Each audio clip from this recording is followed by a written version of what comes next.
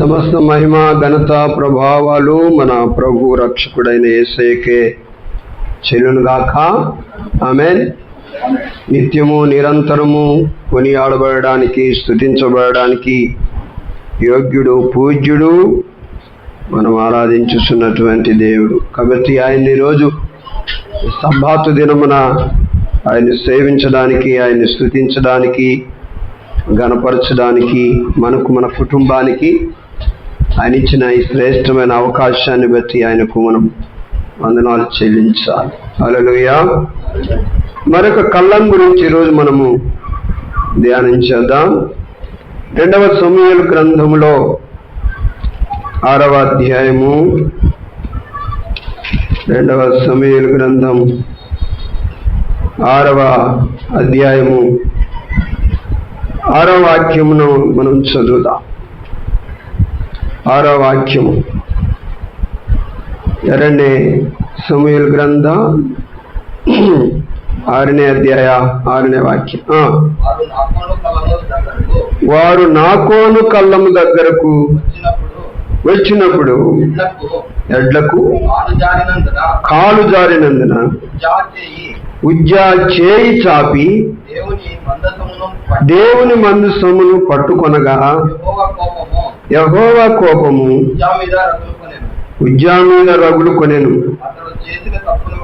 అతడు చేసిన తప్పును బట్టి దేవుడు ఆ క్షణమందే అతన్ని మొత్తగా అతడు అక్కడనే దేవుని మందసమునొద్ద పడి చనిపోయాడు. కాబట్టి ఇప్పుడు ఒక కళ్ళం గురించి మనం ధ్యానం చేస్తున్నాం. ఏంటిది? ఏ కళ్ళము?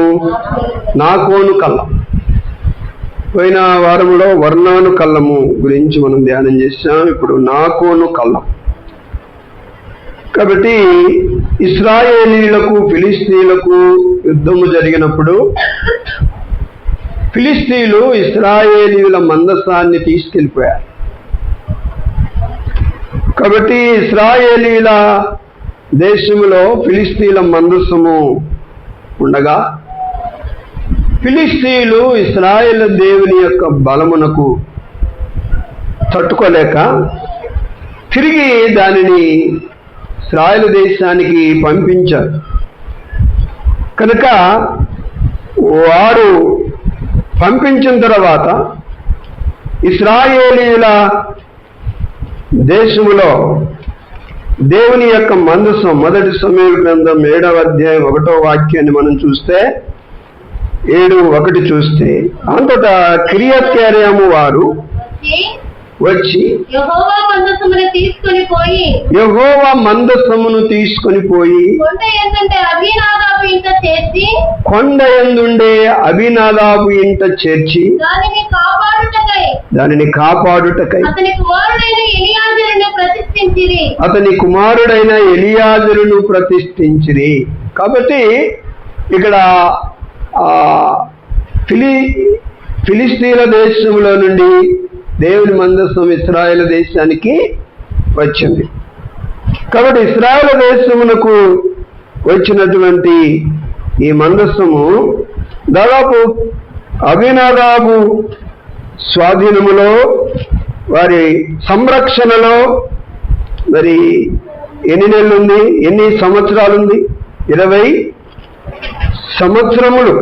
ఇక్కడ మనం చూస్తాం 22వ వాక్యంలో మందసము కిర్యత్యయారీములో ఉండిన కాలము 20 సంవత్సరములు ఉండినట్లు మనం చూస్తాం. కాబట్టి 6వ అధ్యాయం 1వ వాక్యంలో మనం చూసినప్పుడు మనము 7 నెలలు ఫిలిష్తీయుల దేశంలో ఉన్నట్లు మనం చూస్తాం. 7 నెలలేమో ఫిలిష్తీయ దేశంలో ఉన్నది దేవుని మందసం. తర్వాత ఇశ్రాయేలీల దేశమునకు వచ్చి అక్కడ అబీనాదాబు సంరక్షణలో భద్రత కింద ఎన్ని సంవత్సరాలు? 20 సంవత్సరాలు ఆ మందసం ఉన్నట్లు మనం చూస్తున్నాం. ఇలాగ మందసము, దేవుని మందసము ఒక స్థలము నుండి ఒక స్థలమునకు ఇలాగా తిప్పుతూ ఉన్నారు. దేవుని మందసం ఉండడానికి స్థిరమైనటువంటి ఒక స్థలం లేదు. కాబట్టి ఇదివరకైతే మోషే కాలంలో ప్రత్యక్షపు గుడారాన్ని దేవుడు ఏర్పాటు చేయమన్నారు. ఆ ప్రత్యక్షపు గుడారములో అతి పరిశుద్ధ స్థలంలో దేవుని మందస్సమును పెట్టమని దేవుడు సెలవిచ్చారు మోషేకు. కాబట్టి ఆ మందస్సమును కొరకు ప్రత్యక్షపు గుడారమును మరి వేసి ఆవరణమును పరిశుద్ధ స్థలమును అతి పరిశుద్ధ స్థలమును వారు ఏర్పాటు చేసి అతి పరిశుద్ధ స్థలములో మందస్సమును వారు ఉంచినట్లు ప్రత్యక్షపు గుడారములో మనం చూస్తాం. ప్రత్యక్షపు గుడారము పర్మనెంట్ గుడారమా? కాదు. ఇశ్రాయేలీలు ఎక్కడ నుండి ఎక్కడ ఉంటే అక్కడ వేయాలి. ఇశ్రాయేలీలు ఎక్కడ ఖాళీ చేస్తే అక్కడ ఖాళీ అయిపోవాలి. ఇలాగా ప్రత్యక్షపు గుడారం వారు పాలు తేనెలు ప్రవహించు దేశం వరకు మాత్రమే ఉన్నది. ఆ తర్వాత ప్రత్యక్షపు గుడారము మనకు కనబడదు, మరలా కనబడదు. కనుక దేవుని మందస్సమును మరి ఎక్కడుంచాలో తెలియట్లేదు. దాని కొరకు ఒక ప్రత్యేకమైన స్థలమును సిద్ధపరచాలని వారు అనుకోలేదు, ఊహకు రాలేదు. కాబట్టి ఆ రీతిగా దేవుని బిడ్డారా, దేవుని మందస్సం ఉండగా దావీదు దేవుని మందస్సమును మరి కొరకు ఒక స్థలాన్ని దావీదు పురంలో అతడు ఏర్పాటు చేశాడు. కాబట్టి నేనైతే ఇంత చక్కటి భవనాలలో ఉంటున్నాను. నా దేవుని మందస్సము కొరకు నేను ఒక ప్రత్యేకమైన స్థలమును ఏర్పాటు చేయాలని అతడు దావీదు రాజు ఏర్పాటు చేశాడు. కనుక చూద్దాం, మనం ఈ ప్రత్యక్షపు గుడారములో మందస్సం ఎక్కడ ఉంటుంది? హెబ్రీ పత్రికలో మనం చూస్తాం. హెబ్రీ పత్రికలో 9వ అధ్యాయము 4వ వాక్యం మనం చదివితే కనుక మందస్సము ఎక్కడ ఉంటుందో మనం చూస్తాం. ఇంకొద్దిగా పైన 3వ వాక్యం, ఎలాగనగా మొదట ఒక గుడారము ఏర్పరచబడెను, అందులో దీపస్తంభమును గలయు దాని మీద ఉంచబడిన రొట్టెలను ఉండెను. దానికి పరిశుద్ధ స్థలమని పేరు. రెండవ తెరకు ఆవల అతి పరిశుద్ధ కనుక రెండవ ఆ గుడారము ఆవల అతి పరిశుద్ధమైన స్థలం. అది అతి పరిశుద్ధమైన స్థలం అనే గుడారము ఉండెను. దాని యందు సువర్ణ ధూపార్తియు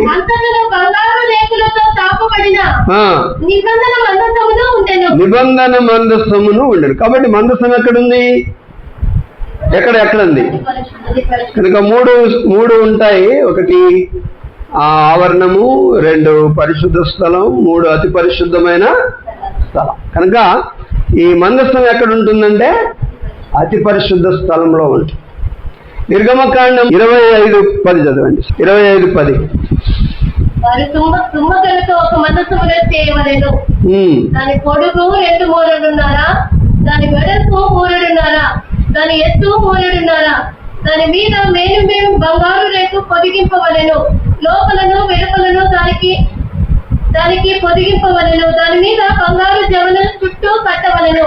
దానికి 4 బంగారు ఉంగరములను కోత కోసి ఒక ప్రక్కన 2 ఉంగరములు, ఎదుటి ప్రక్కన 2 ఉంగరములు ఉండినట్లు దాని 4 కాళ్ళకు వాటిని వేయవలెను. కాబట్టి ఇక్కడ మందస్సము చేసే విధానమును దేవుడు మోషే గారికి తెలియజేశారు. వింటున్నారా? మందస్సము చేసే విధానమును తెలియజేశారు. ఏ కర్రతో చేశారు మందస్సాన్ని? తుమ్మకర్రతో చేశారు. తుమ్మకర్రతో చేసి ఒక బాక్స్ టైపు దాన్ని చేసి దానికి ఏం పొదిగించారు? మేలిమి బంగారు రేకును పొదిగించారు. కాబట్టి ఈ మందస్సము ఈ రీతిగా చేస్తారు. వట్టి బాక్స్ అయినా, అది వట్టి బాక్స్ అయినా, వట్టి పెట్టేనా కాదు. ఆ మందస్సములో కొన్నిటిని పెట్టారు. మనం హెబ్రీ పత్రికలోనికి మరలా వస్తే 9వ అధ్యాయంలో గట్టిగా చదవండి. ఎక్కడ ఆ అతి పరిశుద్ధ స్థలంలో ఏముంటది? సువర్ణ దీపార్తియు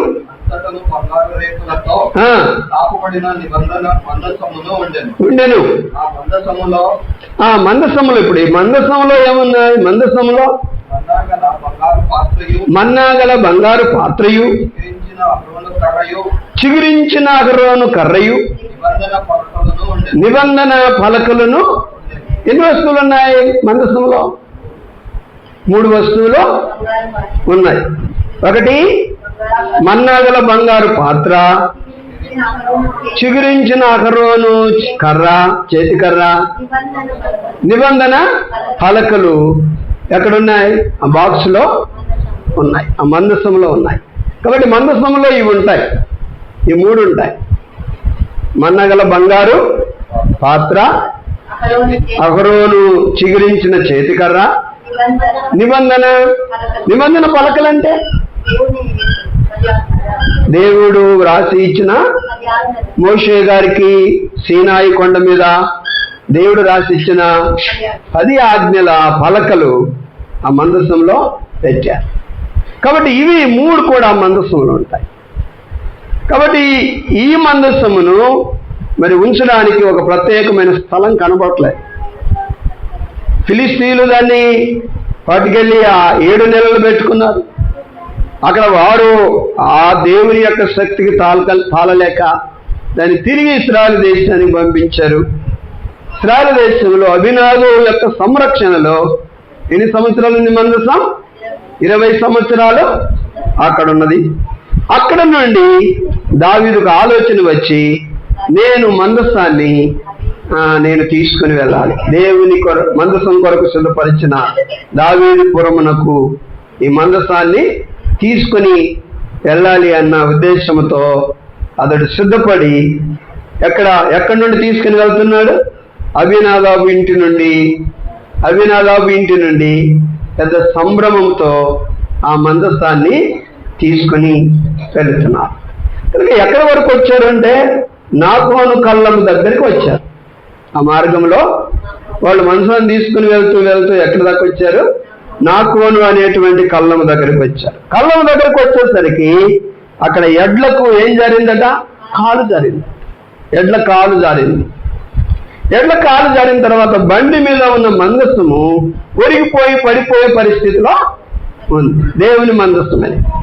దేవుని మందసం అంటే దేవుని సన్నిధి, దేవుని యొక్క సన్నిధి, చాలా శక్తి కలిగినటువంటి దేవుని యొక్క సన్నిధి. ఈ దేవుని మందసము ఇశ్రాయేలీయులు ఫిలిస్తీన్లోనికి తీసుకుని వచ్చినప్పుడు దేవుడు గొప్ప జయాన్ని వారికి ఇచ్చారు.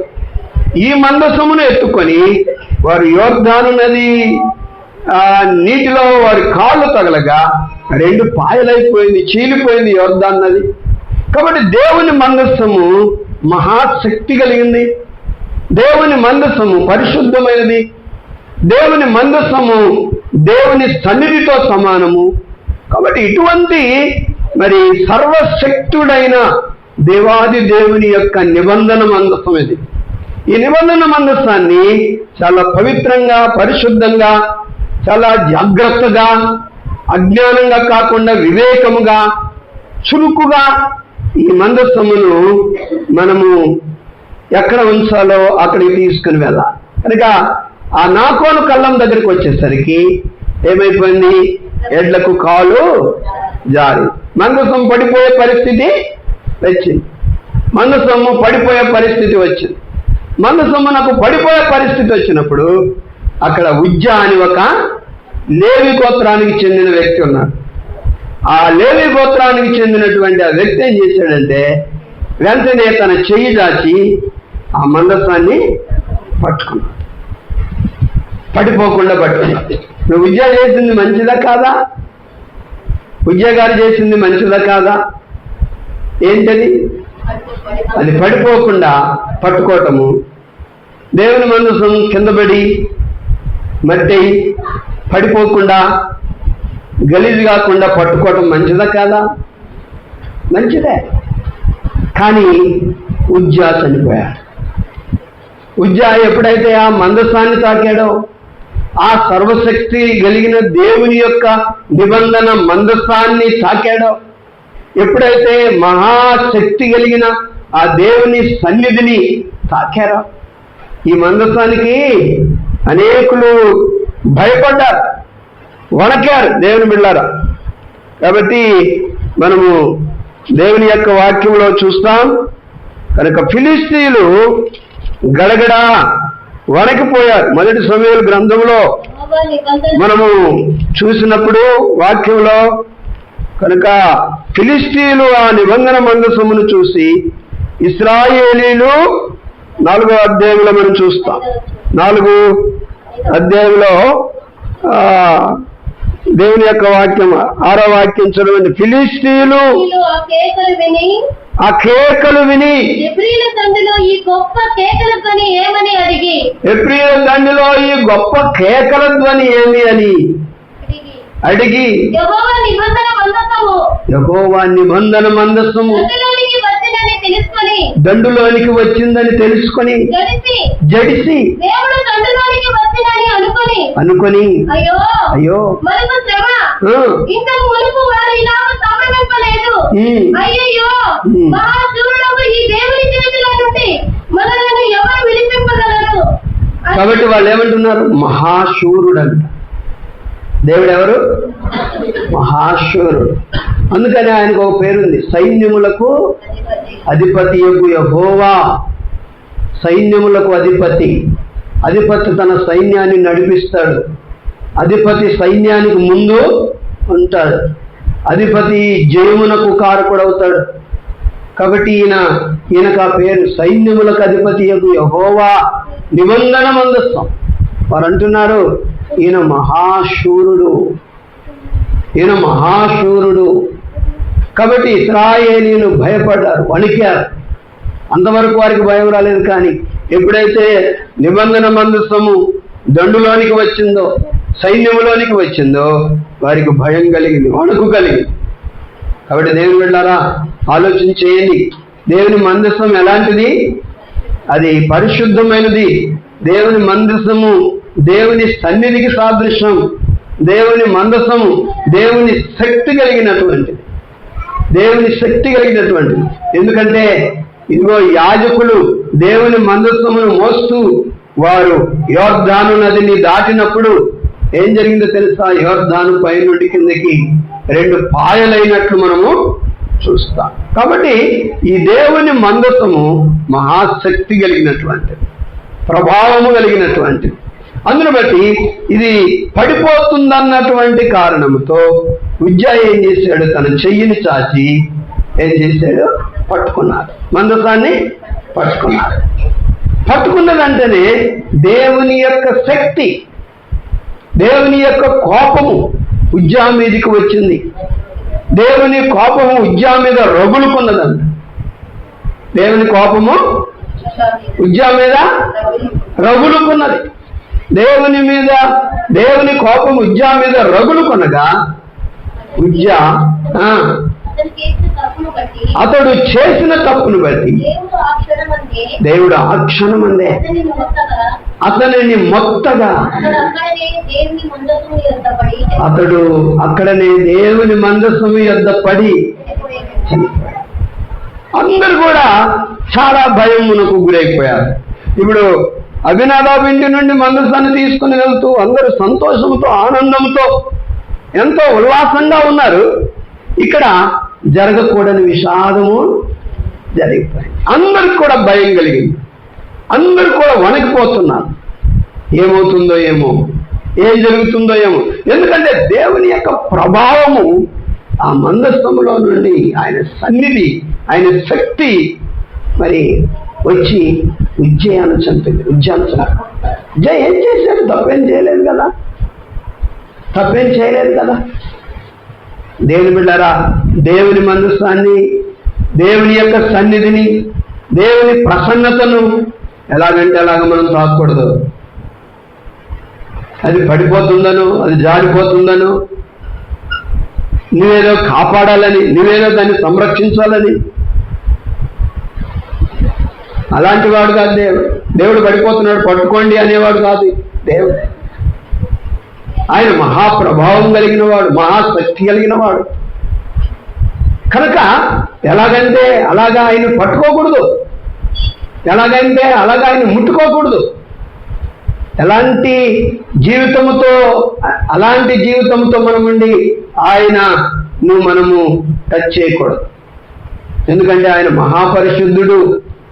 ఆయన ఈ వాక్యంలో ఎలాగైతే చంపాడో అలాగే ఆయన ముట్టుకోవాలి, అలాగే ఆయన తాకాలి. దేవుని బిడ్డలారా, మరి దేవునికి వ్యతిరేకంగా మన ఆలోచనలు, మన ఊహలు, మన యొక్క తెలివిని బట్టి మనం ఇలా చేస్తే అలా చేస్తే బాగుంటుందని దేవుని దగ్గర మనం అనుకుంటే నిజంగా మనమే శిక్షించబడతాం, మనమే బాధకు గురవుతాం.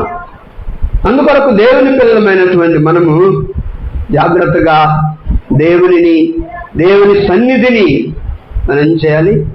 అనుభవించాలి. అందుకనే ఆ దేవుని సన్నిధి ఇక్కడ ఉంది. ఎక్కడుంది? ఇప్పుడు మందసం లేకపోవచ్చును కానీ ఇక్కడ దేవుని సన్నిధి ఉంది. ఎక్కడ ఇద్దరు ముగ్గురు నా నామమున కూడి నన్ను ప్రార్థిస్తారో వారి మధ్యలో నేను ఉంటాను అంటే అక్కడ ఏముంటది? దేవుని సన్నిధి ఉంటుంది. దేవుని సన్నిధికి మనం అందరం కూడా వచ్చాము. ఇప్పుడు మనకేమవటం లేదు. మనకేం కావట్లేదంటే ఒకటి గుర్తుపెట్టుకోవాలి, మనం పరిశుద్ధులం కనుక ఏం కావట్లేదు. అవునా? చాలా మంది అనుకుంటారు నేను పరిశుద్ధుడని కనుక ఏమవట్లేదు. నీ పరిశుద్ధత, నా పరిశుద్ధత, దేవుని పరిశుద్ధత ముందు సరిపోదు. దేవుని వెళ్ళారా? దేవుడు తన కృపచేతనే ఇక్కడ నీకు నాకు హాని కలగకుండానట్లు ఏం చేస్తున్నాడు? కాపాడుతున్నాడు. ఆయన కాపాడబట్టి మనం బ్రతికాం, కానీ మన పరిశుద్ధతను బట్టి మనం బ్రతకలేదు. ఇక్కడ ఎంతమంది తాగుబోతులు, ఎంతమంది తిట్టేవారు, ఎంతమంది మోసం చేసేవారు, ఎంతోమంది అబద్ధమాడేవారు, ఎంతోమంది అజాగ్రత్తగా బ్రతికేవారు, ఎంతోమంది దేవుని వాక్యానికి విరోధంగా బ్రతికేవారు. మనం ఇక్కడ లేం. నేను కానీ మీరు కానీ మాటలోనో, చూపులోనో, ప్రవర్తనలోనో ఏదో ఒక దాంట్లో మలినమైనటువంటి వాళ్ళము. ఈ మలినమైన బ్రతుకు పైకి బాగా కనబడొచ్చును కానీ లోన మన స్వభావము కోపముతో, క్రూరంతో, ఎప్పుడు కూడా రగిలిపోతూ ఉన్నటువంటి స్వభావముతో ఉండేటువంటి మనలను దేవుడు ఎందుకు తాడుకుంటున్నాడు, ఎందుకు తట్టుకుంటున్నాడంటే ఇదిగో ఉజ్జావలే మనల్ని కూడా ఆయన కోపముతో రగిలించి చంపగలడు. ఆయన శిక్షించడానికి రాలేదు, రక్షించడానికి వచ్చాడు. కాబట్టి ఆయన కృపచేత ఈరోజు దేవుని సన్నిధిలో ఉన్న మనలను ఏం చేస్తున్నాడు? బ్రతికిస్తున్నాడు, కాపాడుతున్నాడు. నేను తాగొచ్చినా ఏమవట్లేదు. దేవుని మందిరంలో చాలా మంది తాగొచ్చి బల్లలో పాలు పంపులు పొందుతారు. చాలా మంది ఉండకూడని విధానంగా ఉండి దేవుని బల్లను తీసుకుంటుంటాం. చాలా మంది మనము ప్రభు వాక్యానికి భిన్నంగా నడిచి బల్లలో పాలు పంపులు పొందుతున్నాం. దేవుడు ఏం చేయట్లేదు. దేవుడి శక్తి లేనివాడు, దేవుడు ఏం చేయడు కూడా అని అనుకుంటున్నాము. లేదు, దేవుడు తన కృపచేత మనల్ని కాపాడుతున్నాడు. ఆ కృప ఎప్పుడైతే నీ నుండి నా నుండి దూరమవుతుందో అప్పుడు దేవుడు మనల్ని ఎడబాసినప్పుడు మనం దేవుని శిక్షకు గురవుతాం. అందుకని ప్రసంగి గ్రంథంలో ఏమంటాడు? దేవుని యొక్క వాక్యములు 5:1 నీవు దేవుని మందిరానికి పోనప్పుడు నీ ప్రవర్తనను జాగ్రత్తగా చూసుకో. ఎలాగంటే అలాగా. ఇప్పుడు దేవుని మందిరంలోనికి వచ్చిన తర్వాత మన దేవుని మందిరానికి వెళ్ళే వాళ్ళమని మనకు తెలుసు. దేవుని మందిరానికి వెళ్ళే వాళ్ళు ఏం చేయాలి? ప్రవర్తనను జాగ్రత్తగా చూసుకోవాలి. ఎక్కడంటే అక్కడ తిరగడం, ఏదంటే తినడం, ఏదంటే త్రాగడం, ఎవరినంటే వాళ్ళని తిట్టడం, అవమానించటం, కొట్టడం. కాబట్టి ఇటువంటి వాటిని అన్నిటిని కూడా మనం మానేసి దేవుని మందిరానికి వెళ్ళే దేవుని పిల్లలమైన మనము దేవుని మందిరానికి వెళ్ళే వారి లాగా మనము దేవునికి మంచి ప్రవర్తన కలిగి బ్రతకాలి. మన ప్రవర్తనను బట్టి దేవునికి అవమానం కలగదు. దేవుడు అంటాడు ఒకసారి, ఇదిగో మిమ్మల్ని బట్టే కదా అన్ని జనుల మధ్య నా నామం దూషించబడుచున్నది. మీరు చేసే కార్యాలను బట్టి, మీరు తిరిగే తిరుగుడును బట్టి, మీరు ప్రవర్తించే ప్రవర్తనను బట్టి ఈ నన్ను ఎరుగని ప్రజల మధ్య నా నామం ఏమవుతుంది? దూషణ పాలు, నిందల పాలు మీరే చేస్తున్నారు అని దేవుడు బాధపడతాడు. కాబట్టి నిన్ను బట్టి కానీ, నన్ను బట్టి కానీ, మనలను బట్టి కానీ దేవుని నామం అవమానపరచబడకూడదు, అపవిత్రపరచబడకూడదు. దేవునికి మహిమ కలిగించాలి మన జీవితం నుండి, దేవునికి ఘనత కలిగించాలి మన జీవితం నుండి.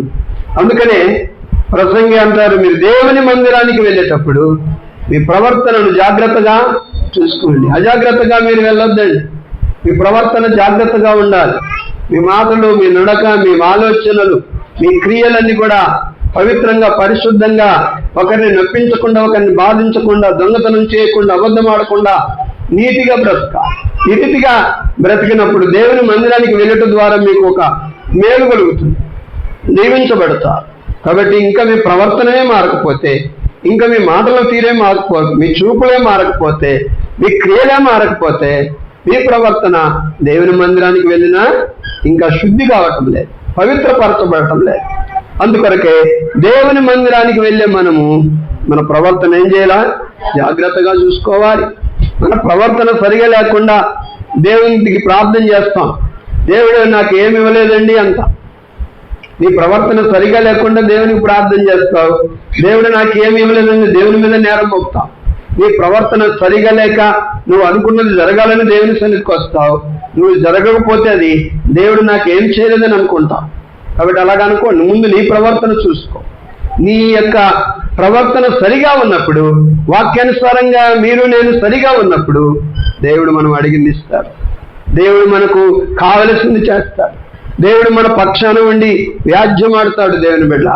అందుకని దేవుని మందిరానికి వచ్చిన మనము ఆయన సన్నిధిలో మన ప్రవర్తనను జాగ్రత్తగా కాపాడుకోవాలి.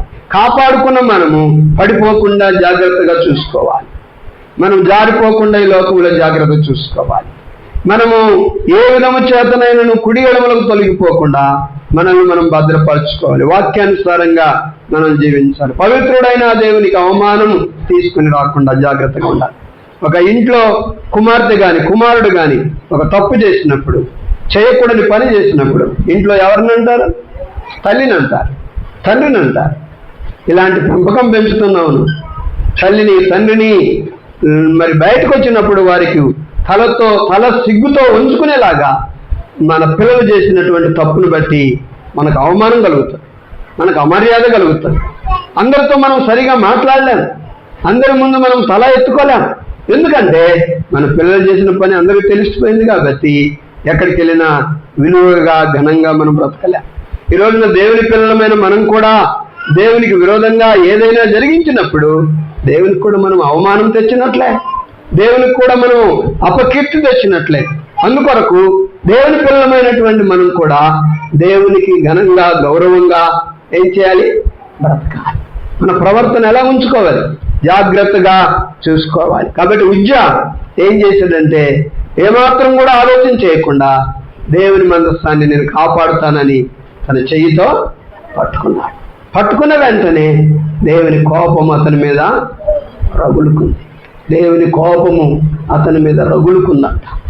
అది నిప్పు కంటే భయంకరం దేవుని కోపం.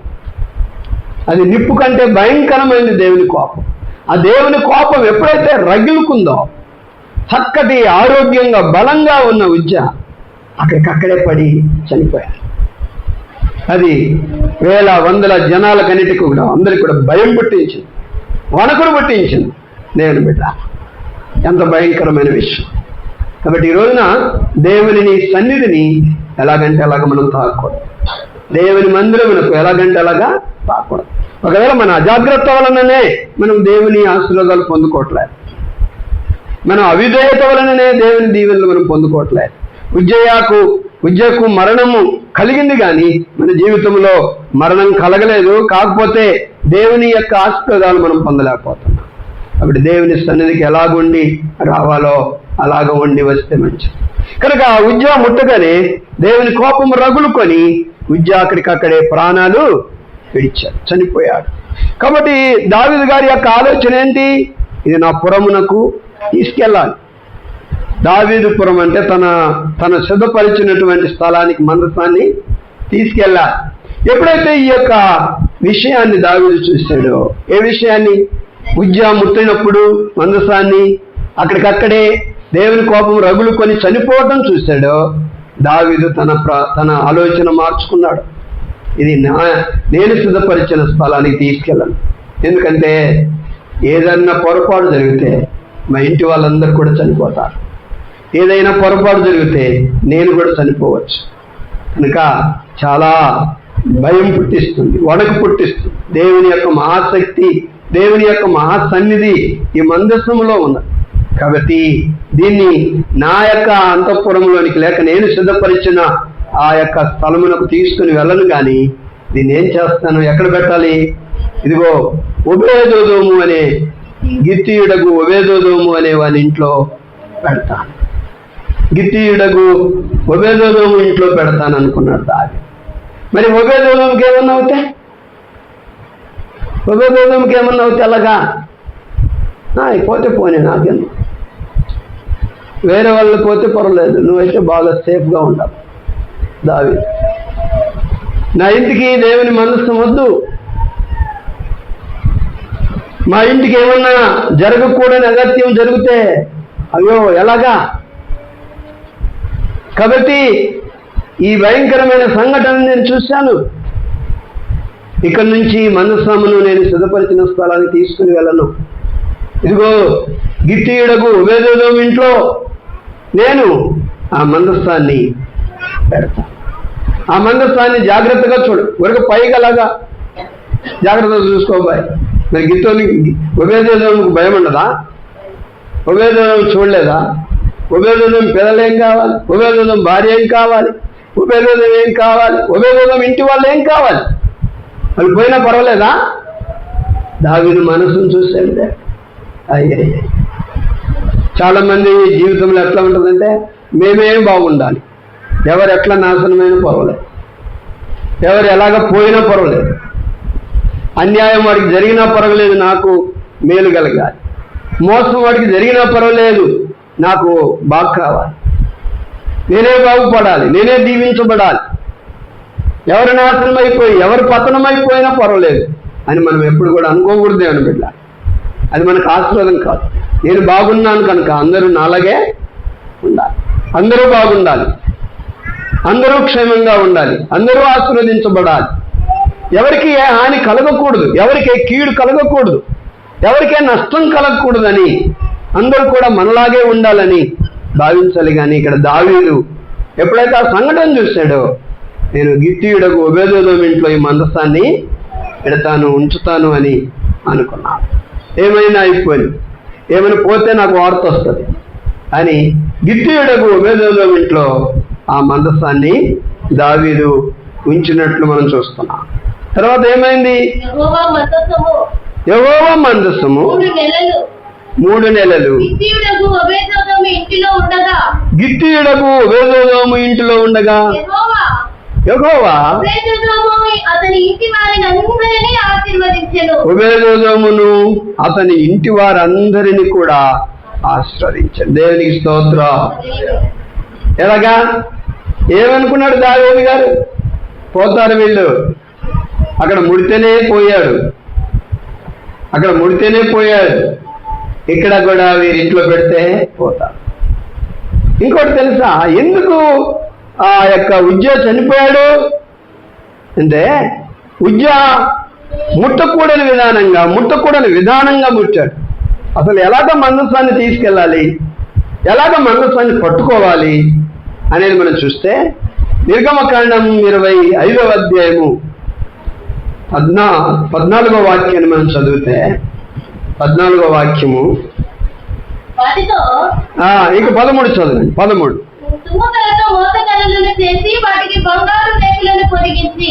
తుమ్మకర్రతో మోతకర్రలను చేయాలి, వాటికి బంగారు రేకును పొదిగించాలి, వాటితో ఆ మందసమును మోయుటకు ఆ ప్రక్కల ఉన్నటువంటి ఉంగరములలో ఆ మోతకర్రలను పెట్టాలి. ఆ మోతకర్రలు కాబట్టి ఇక్కడ మనం చూస్తున్నాం, దేవుడు చెప్పారు, ఇదిగో 4 మందసానికి 4 వైపుల 4 ఉంగరాలు చేయాలి, రింగ్స్ వేయాలి, బంగారు రింగులు వేయాలి. ఈ బంగారు రింగుల్లో ఏం చేయాలి? 2 మోతకర్రలు, తుమ్మకర్రతో, మీరు మోతకర్రలు అంటే మోయడానికి, మోసే కర్రలు, మోతకర్రలు చేయాలి. కనుక ఈ మందసములో ఇటువైపు 2 రింగులలో ఒక కర్రను తూర్చండి, అటువైపు 2 రింగులలో ఒక కర్రను తూర్చండి. కనుక ఈ రింగులలో దూర్చినటువంటి కర్ర సహాయం చేత మందసాన్ని ఒక చోటు నుండి మరొక చోటికి యాజకులు దాన్ని తీసుకెళ్ళాలి. అంతేగాని ఎలాగంటే అలాగ దాన్ని ముట్టకూడదు. అలాంటి కర్ర సహాయంతో ఏమైనా దాన్ని పట్టుకున్నాడా? లేదు. డైరెక్ట్గా దేవుని మందసాన్ని అతడు తాకినప్పుడు అతడు దేవుని యొక్క కోపముతో చనిపోయాడు. కానీ ఆ మందసాన్ని ఆపగలడము యాజకుల పని. ఆ మందసాన్ని ఎలాగ ఆపాలి, ఎలాగ కంట్రోల్ చేయాలంటే ఆ మందసములో రింగులలో ఉంచిన మోతకర్రల సహాయంతోనే దాన్ని కంట్రోల్ చేయాలి. ఎక్కడంటే అక్కడ ముట్టుకోకూడదు, ఎక్కడంటే అక్కడ తాకకూడదు దేవుని బిడ్డ. కాబట్టి అలాంటి ఆయన వాక్యానికి విరోధంగా, మరి ఆయన చెప్పిన విధానంగా కాకుండా తన ఇష్ట ప్రకారంగా ఆ మందస్థాన్ని తాకాడు. అందుకని దేవుడు అంటాడు, తప్పు చేశాడు. ఉజ్జా ఏం చేశాడు? తప్పు చేశాడు, చెయ్యకూడని పని చేశాడు. దేవుని సన్నిధిని అతడు తాకాడు. అందుకని దేవుని కోపము రగులుకొని అక్కడికక్కడే అతడు చనిపోయాడు. కాబట్టి మందసాన్ని ఎలా తీసుకెళ్ళాలో ఒక స్థలం నుండి మరొక స్థలానికి మోతకర్రల సహాయంతో చేయాలి. అటువైపు ఇద్దరు, ఇటువైపు ఇద్దరు ఆ కర్రలను భుజాలు పెట్టుకొని ఆ మందసాన్ని ఏం చేయాలి? మోయాలి. అంతేకాని మందసాన్ని ఎక్కడంటే అక్కడ ముట్టుకోకూడదు. ఎందుకంటే అది సర్వ మహాదేవుని యొక్క సన్నిధి, మహాదేవుని యొక్క శక్తి, మహాదేవుని యొక్క బలము కలిగింది. కాబట్టి దాన్ని చాలా జాగ్రత్తగా గౌరవంగా చూడాలి. అగౌరవంగా మందసాన్ని ముట్టుకోకూడదు. తర్వాత దావీదు దానిని తన అంతఃపురము తీసుకొనకుండా భయపడి ఉజ్జాకు జరిగిన సంఘటనలో ఒబేదెదోము ఇంట్లో ఉంచాడు. ఒబేదెదోము ఇంట్లో ఉంచగా 3 నెలలు గిత్తీయుడకు ఒబేదెదోము ఏమైపోయాడు? ఆశీర్వదించబడ్డాడు. ఎన్ని నెలలు? 3 నెలలు. గిత్తీయుడైన ఒబేదెదోము ఆశీర్వాదం, పొలాల్లో ఆశీర్వాదమే, ఇంట్లో ఆశీర్వాదమే, ఫలభరితంగా తన పశువుల్లో ఆశీర్వాదమే, ఎక్కడ చూసినా ఆశీర్వాదము, డబ్బు విషయంలో ఆశీర్వాదం, బంగారు ఆశీర్వాదం, అన్ని ఆశీర్వాదాలు సమృద్ధిగా, ఏ కొలతలు. పేదవాడు వాస్తవంగా ఒబేదెదోము చూస్తే కనుక ఆ గిత్తీయుడైన ఒబేదెదోము పేదవాడు. అటువంటి పేదవాని ఇంట్లో మందసాన్ని పెట్టిన ఉద్దేశం వేరే. ఉద్యోగం జరిగినట్లు జరిగితే జరగవచ్చు అనుకున్నాడు దావీదు, కానీ అలా చేయలేదు దేవుడు. అతడు ఉజ్జాకు జరిగింది చూసిన ఒబేదెదోము రాజుగారి మాట కనుక నా ఇంట్లో పెట్టొద్దండి అని అనలేకపోయాడు. రాజుగారు ఆజ్ఞ ఇచ్చారు కాబట్టి ఆయన మరలా శిక్షిస్తారు నన్నని, పోతే పోతాం, ఉంటే ఉంటామని త్యాగం చేసి దేవుని యొక్క మందసాన్ని భద్రం చేశాడు, భద్రంగా కాపాడాడు. కాపాడినప్పుడు దేవుని బిడ్డారా, ఆ యొక్క ఒబేదెదోము 3 నెలలు దేవుని మందసాన్ని భద్రపరిచి తన ఇంట్లో ఉంచినందువలన దేవుడు అతన్ని బహుగా ఆశీర్వదించాడు. దేవుని స్తోత్రం. ఆశీర్వాదము దేవుడి ఇవ్వాలి మనకు. ఆశీర్వాదాన్ని మనం తెచ్చుకోలేం. ఆశీర్వాదాన్ని మనం తెచ్చుకునేలాగుంటే దేవునితో మనకు పని లేదు. కనుక ఎవరికి కావలసినంత ఆశీర్వాదం వాళ్ళని తెచ్చుకుంటాం. కాబట్టి ఎంత బంగారం కావాలంటే అంత కొంటాం, ఎంత డబ్బు కావాలంటే అంత తెచ్చుకుంటాం, ఎన్ని ఇల్లు కావాలంటే అన్ని కట్టుకుంటాం. కాబట్టి ఈరోజు ఆశీర్వాదం ఎవరి చేతిలో ఉందంటే దేవుని చేతిలో ఉంది. పేదవాడైన ఆ ఒబేదెదోమును దేవుడు బహుగా ఏం చేశాడు? ఎందుకు ఆశీర్వదించాడు? మందసము ఒబేదెదోము ఇంట్లో ఉన్నందువలన అతడు బట్టి దేవుడు ఏం చేశాడు? అతన్ని చూడండి, అక్కడ ఎంత చక్కటి మాట. 3 నెలలు గిత్తీయుడకు ఒబేదెదోము ఇంట్లో మందసం ఉండగా ఒబేదెదోము అతని ఇంటి వారందరినీ కూడా ఎవరు ఆశీర్వదించారు? దేవుడు ఆశీర్వదించారు. ఈరోజు మీరు నేను కూడా ఆశీర్వదించబడాలి. మీరు నేను ఇదే చాకరీ తప్పట్లేదు, ఇదే పని, ఎప్పుడు ఇట్లాగే ఇంట్లో సమస్యలు, ఇప్పుడు ఇంట్లో గొడవలు, సమాధానం లేదు, నెమ్మది లేదు, పిల్లల మాట ఇంటలేదు, భర్త మాట ఇంటలేదు, భార్య మాట ఇంటలేదు. అసలు ఇంట్లో ఉండాలా, వెళ్ళిపోవాలా, బ్రతకాలా, చావాలా, ఏం అర్థం కాదు చాలా మంది కుటుంబాల్లో. నెమ్మదే ఉండదు.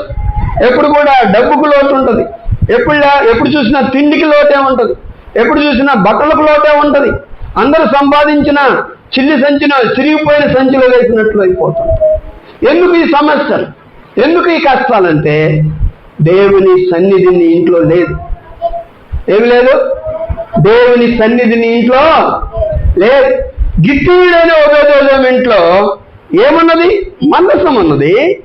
అతడు దేవుని మందసము తన ఇంటిలో ఉన్నందున అతడేమయ్యాడు? దేవుని చేత దీవించబడ్డాడు. కనుక ఈరోజు దేవుని సన్నిధి అనేటువంటి మందసము ఈరోజు మన ఇంట్లో కూడా ఉండాలి. దేవుని బిడ్డ, మన ఇంట్లో దేవుని సన్నిధి అనే మందసము లేకపోతే మనం కూడా ఏం చేయబడలేం? దీవించబడలేం. దేవుని సన్నిధి అంటే ఏంటి? దేవుని సన్నిధి అంటే ఏంటి? ప్రతి మనము దేవుని పిల్లలమైన మనకు 3 సహవాసాలు ఉండాలి. 3 సహవాసాలు ఉండాలి. 3 స్నేహాలు ఉండాలి. ఒకటి, దేవునితో స్నేహం ఉండాలి. ఎవరితో ఉండాలి చెప్పండి? దేవునితో సహవాసం ఉండాలి. ఏంటది? వ్యక్తిగత సహాయం, పర్సనల్ రిలేషన్షిప్ విత్ గాడ్. దేవునితో ఒక వ్యక్తిగత సహవాసం ఉండాలి. మీరు పర్సనల్గా ప్రేయర్ చేస్తారా? వ్యక్తిగతంగా మీరు నిద్ర లేచిన వెంటనే మీ కుమారుడు కానీ, మీ కుమార్తె కానీ, మీ తల్లి కానీ, మీ తండ్రి కానీ వ్యక్తిగతంగా దేవునితో కొంత సమయం గడిపే ఆ సహవాసం మనకు ఉండాలి. వ్యక్తిగతంగా దేవునితో సహవాసం చేయాలి. కొంతసేపు దేవునితో ప్రార్థన చేసి దేవుని వాక్యాన్ని చదువుకొని మనము మన పనులలోనికి వెళ్ళిపోవాలి. అది దేవునితో మనకు వ్యక్తిగతంగా ఉండే సహవాసం. రెండవది మనకేముండాలంటే కుటుంబం అంతా కూడా కలిసి దేవునితో సహవాసం చేయాలి.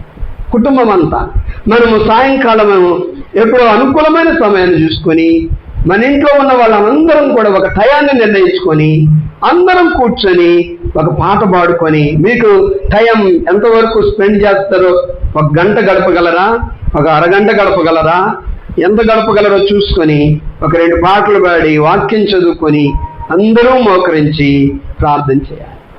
కుటుంబం అంతా కూడా దేవునితో సహవాసము చేయాలి. మూడవది, సంఘములో కలిసి దేవునితో సహవాసం చేయాలి. సంఘముతో కలిసి దేవునితో సహవాసం చేయాలి. ఇప్పుడు మనం సంఘంగా కలిసి అందరం కలిసి దేవునితో ఏం చేస్తున్నాం? స్నేహం చేస్తున్నాం. దేవుని సన్నిధిని మనము అనుభవించుచున్నాం. దేవుని సన్నిధిలో మనము ఆనందించుచున్నాం. దేవుని స్తుతించాం, దేవుని గురించి పాడాం, దేవునికి ప్రార్థన చేశాం, దేవుని వాక్యాన్ని వింటున్నాం. ఈ సహవాసము మనకు తప్పక ఉండాలి. కనుక ఈ 3 సహవాసాలు, 3 రకాలైన దేవుని సన్నిధులు. ఒకటి, పర్సనల్గా వ్యక్తిగతంగా దేవుని యొక్క సన్నిధి. రెండవది, కుటుంబంగా మనం దేవుని సన్నిధి. సంఘ సహవాసములో దేవుని సన్నిధి. ఇదే మందస సన్నిధిని మనం ఇంట్లో అనుభవించినప్పుడు దేవుడు ఓబేదెదోమును ఆశీర్వదించినట్లు నన్ను కూడా ఏం చేస్తాడు? ఆశీర్వదిస్తాడు. ఆదాయం కావాలి, ఉద్యోగాలు కావాలి, అంతే ఇంకా మేము చదివేసాం అయిపోయింది, మాకు ఉద్యోగం కావాలంటే దేవుడు ఇవ్వడు. నువ్వు దేవుని సన్నిధిలో ఉంటున్నావా? దేవుని ప్రార్థన చేస్తున్నావా? మనం ఎప్పటికైనా కూడా ఎప్పుడు అణిగిపోయిన స్థితిలో ఉండాలని మనం ఎవరం ఇష్టపడం. మనం మెల్లమెల్లగా పైకి రావాలి. చాలా మందికి పని చేసి చేసి చేసి చేసి నరాలు బలహీనమైపోయి ఒంట్లో శక్తి అంతా అయిపోతుంది. ఎన్ని సంవత్సరాలు చేయాలి? ఇంకా జీవితం అంతా చేయటమేనా? ఏంటి దీవించట్లేదు దేవుడు అని అనుకుంటున్నాను. కానీ దీవెన ఎక్కడుంది? దేవుని దగ్గర. యాకోబు పత్రిక 1:16.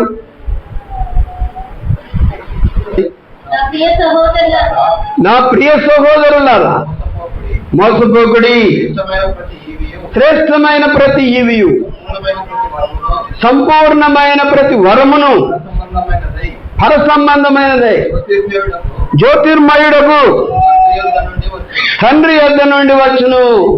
దేవునికి స్తోత్రం. ఎక్కడ ఉంటుందంట ఆశీర్వాదము? జ్యోతిర్మయుడైన తండ్రి యొద్ద నుండి మనకు దేవుని ఆశీర్వాదము వస్తుంది. పైనుండి వస్తాయి ఆశీర్వాదాలన్నీ. ఎవరు? తండ్రి దగ్గర నుండి మనకు ఆశీర్వాదాలు వస్తాయి. ఎలాగంటే అలాగుంటే మనం దీవించబడాలి. ఈ తండ్రికి లోబడాలి.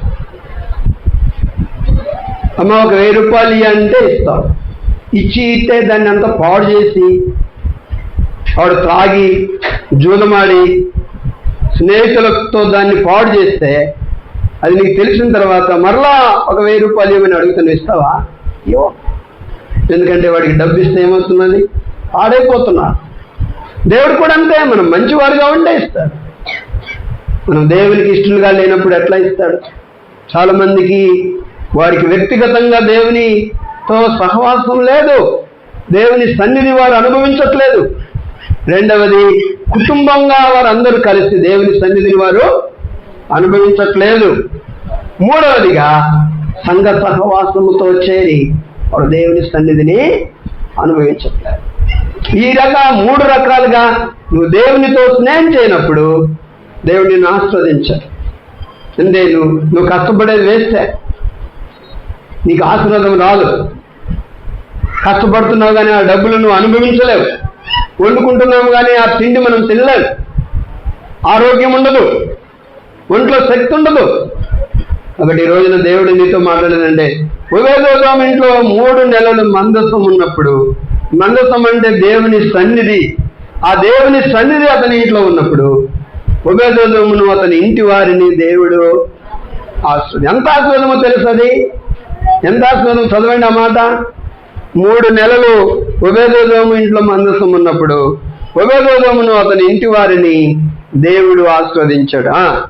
యెహోవా మందసము 3 నెలలు గిత్తీయుడకు ఓబేదెదోము ఇంటిలో ఉండగా యెహోవా ఓబేదెదోమును అతని ఇంటి వారిని అందరినీ ఆశీర్వదించెను. దేవుని మందసము ఉండుట వలన యెహోవా ఓబేదెదోము ఇంటి వారిని అతనికి కలిగిన దానిని అంతటిని ఆశీర్వదించుచున్నాడనే సంగతి దావీదునకు వినబడగా. చూసారా ఎవరి వరకు పోయింది ఆశీర్వాదము?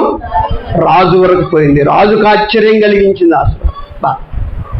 దేవుడు ఆశీర్వదిస్తే రాజును మించే ఆశీర్వాదాలు ఆశీర్వదిస్తాడు దేవుడు. ఈ రోజున దేవుని బిడ్డ నువ్వు ఎందుకు ఆశీర్వదించలేకపోతున్నావు? ఒకసారి ఆలోచించాయి. నువ్వు భరించలేని కష్టాలు, నువ్వు ఎదుర్కోలేని సమస్యలు, పేదరికం, దరిద్రత, ఇవన్నీ కూడా నీ జీవితాన్ని వదిలిపెట్టుకోవాలంటే దేవునితో నువ్వు స్నేహము చేయాలి.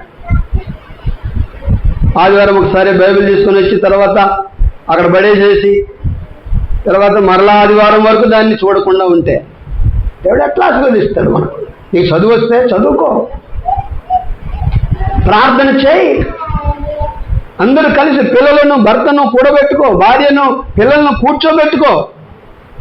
ఇట్లా కాదు, మేము ఏం చేయం కానీ మాకు ఆశీర్వాదం కావాలంటారు తను. అలాగే ఎట్లా వస్తుంది ఆశీర్వాదం? అలా రాదు ఆశీర్వాదం. నీ ఇంట్లో నువ్వు దేవుని సన్నిధిని అనుభవిస్తున్నావా? ఈ కుటుంబంతో వ్యక్తిగతంగా నీవు దేవునితో స్నేహం ఉందా? లేకపోతే సంఘంలోనికి నువ్వు వచ్చి అందరితో పాటు దేవుని ఆరాధిస్తున్నావా? ఆ సంఘానికి నేను వస్తున్నానండి. ఎప్పుడు వస్తున్నావు? వచ్చేది ఎప్పుడు? ఆలోచించే. విందు జరుగుతుంది. ఇప్పుడు ఎట్లా ఉంటుందంటే కొన్ని ఆంధ్ర ఫుడ్స్ ఎలాగుంటే ఆంధ్రలో వడ్డించడం ఎలా ఉంటుందంటే చివరి భోజనం అంటే ఏంటో తెలుసా?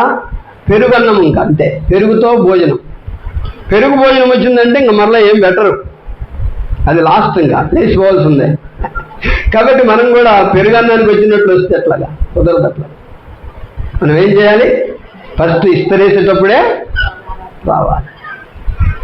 మనం ప్రారంభ ప్రార్థనలో ఉండాలి. ట్రై చేయండి. కష్టంతో తొందరతో నువ్వు ఇరుకుతో వస్తున్నావంటే దేవునికి తెలుసు. నువ్వు రాలేకపోతే అది మంచిది కాదు. నువ్వు ఇబ్బందిలో ఉండి రాలేకపోతున్నావు అనేది దేవునికి తెలిస్తే అదే దేవుడు క్షమిస్తాడు. రావట్లేదు, వెళ్దాంలే, ఇందుకు మనం ఏం కావాలి? ఆదరై రావాలి అన్నట్లుగా మనం రాకూడదు, అజాగ్రత్తగా రాకూడదు. ఎందుకంటే మనం దేవుని సన్నిధిని అనుభవించడానికి వచ్చి, పాటలు పాడడానికి వస్తున్నాం, ప్రార్థన చేయడానికి వస్తున్నాం, ఆరాధన చేయడానికి వస్తున్నాం, దేవుని వాక్యాన్ని వినడానికి వస్తున్నాం. ఇవన్నీ లేకపోతే అట్లాగా.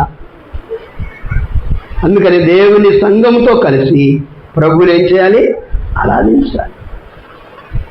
ఒంటరిగా దేవునిని ఆరాధించాలి, కుటుంబముగా దేవుణ్ణి ఆరాధించాలి. మన కుటుంబంలో ఎవరో ఒకరు కుటుంబ ప్రార్థన కొరకు పురికొల్పే వాళ్ళు ఉండాలి. టైం అయిపోయింది ప్రార్థన చేద్దామనే వాళ్ళు ఉండాలి. ఎవరు హెచ్చరించని వారు ఉండకూడదు. ఇది చెప్పాలి, కూతురుకో కుమారుడికో ఎవరికొకరు చెప్పాలి, ఇదిగో 7 గంటలు అయితే, లేకపోతే 8 గంటలు అయితే, 7:30 అయితే కుటుంబ ప్రార్థన స్టార్ట్. ఎవరు ఎంతమంది ఉంటే ఇంట్లో అంతమందితోనే స్టార్ట్ చేద్దాం, ఇదిగో నీదే ఆ బాధ్యత అని చెప్పుకోవాలి. మీరు 7:30 ప్రార్థన చేస్తే 7:30 పని పెట్టుకుంటే ఎట్లా? 8 గంటలకు ప్రార్థన స్టార్ట్ చేసుకుని 8 గంటలకు పని పెట్టుకుంటే ఎట్లా? కుదరదు. ఆ పని ఉండకుండా దేవుని సన్నిధిలో మనం గడపాలి. ఉబేదోదోము ఎందుకు దీవించబడ్డాడు తెలుసా? దేవుని సన్నిధిని, దేవుని మందస్థాన్ని తన ఇంట్లో పెట్టుకున్నాడు. వాస్తవంగా అతడు భయముతో పెట్టాడు, ఆ మందస్థాన్ని పెట్టుకున్నాడు. అతను కూడా చనిపోతాను అనుకున్నాడు వాస్తవం. ఎందుకంటే ఉజ్జా చనిపోయాడు, నేను కూడా పోతానేమో అనుకున్నాడు. కానీ దేవుడు తనను ఆశ్రయించాడు. దేవునికి స్తోత్రం, దేవునికి స్తోత్రం. కాబట్టి ఈ రీతిగా నీవు నేను మనమందరం కూడా ఇంకా ఎక్కువగా అన్ని రంగాల్లో ఆశీర్వదించబడాలంటే దేవుని సన్నిధిని ఏం చేయాలి? అనుభవించాలి. దేవుని సన్నిధిని మనం అనుభవించినప్పుడు దేవుని బిడ్డలారా మనల్ని ఆశీర్వదిస్తాడు. ఎంత ఆశీర్వాదం అది? రాజుకే ఆశ్చర్యపరిచే ఆశీర్వాదం. రాజుగారికి తెలిసింది ఉబేదోదోము 3 నెలల్లో ఏమైపోయాడు? ఆశీర్వదించబడుతున్నాడు. కాదనుకున్నాడు, ఉబేదోదోము పోతాడు అనుకున్నాను, అందుకే ఇక్కడ మందసం పెట్టాను. కానీ ఈ మందసము వలన ఆశీర్వాదం వచ్చిందంటే దాన్ని నేనే తెచ్చుకుంటుంటుంది. కనుక ఉజ్జా చనిపోయాడు కాబట్టి నాకు భయం పుట్టింది, అందుకని అక్కడ పెట్టేశాను. అక్కడ పెడితే దేవుడు ఏం చేశాడు? ఉబేదోదోమును అతని ఇంటి వారిని ఆశీర్వదించాడు. ఈ విషయము దావీదు రాజుకు తెలిసింది. వెంటనే దావీదు రాజు ఏం చేశాడు? ఉబేదోదోము 3 నెలలు యెహోవా మందసం ఉండటం ద్వారా దేవుడు అతనిని ఆశీర్వదించాడన్న సంగతి ఆ దావీదు రాజుకు వినబడగా దావీదు వెళ్ళి దేవుని మందసమును ఉబేదోదోము ఇంటిలో నుండి దావీదు కట్టించిన తన స్థలమునకు ఉత్సవముతో తీసుకుని వచ్చాడు. ఎందుకంటే ఇప్పుడు ఆ సన్నిధి ఎక్కడ ఉండాలి? నా యొక్క పురంలో ఉండాలి. ఏ సన్నిధి? దేవుని సన్నిధి. ఆ దేవుని సన్నిధి ఎక్కడ ఉండాలి? ఇప్పుడు నా పురంలో ఉండాలి, నా ఇంట్లో ఉండాలి, నా దగ్గర ఉండాలి. ఎందుకు? ఆ సన్నిధి ఉంటే నేను దీవించబడతా. దేవునికి స్తోత్రం. కనుక దేవుని పిల్లలమైన మనము ఆలోచించేద్దాం. ప్రభువా, నీ సన్నిధి లేనందువలన నేను దీవించబడలేకపోతున్నా. సంఘమునకు నేను రెగ్యులర్గా రాలేకపోతున్నా. సహవాసములో చేరి నిన్ను ఆరాధించలేకపోతున్నా నీ సన్నిధిలో. రెండవది, ఇంట్లోనన్నా వ్యక్తిగతంగా నేను 1 గంటన్నా ప్రతిరోజు నీ సన్నిధిలో నేను గడపలేకపోతున్నా. కొన్ని కుటుంబంలోనన్నా అందరం కూర్చొని మేము ప్రార్థన చేయలేకపోతున్నాం. అసలు టోటల్గా మా ఇంట్లో నీ సన్నిధే.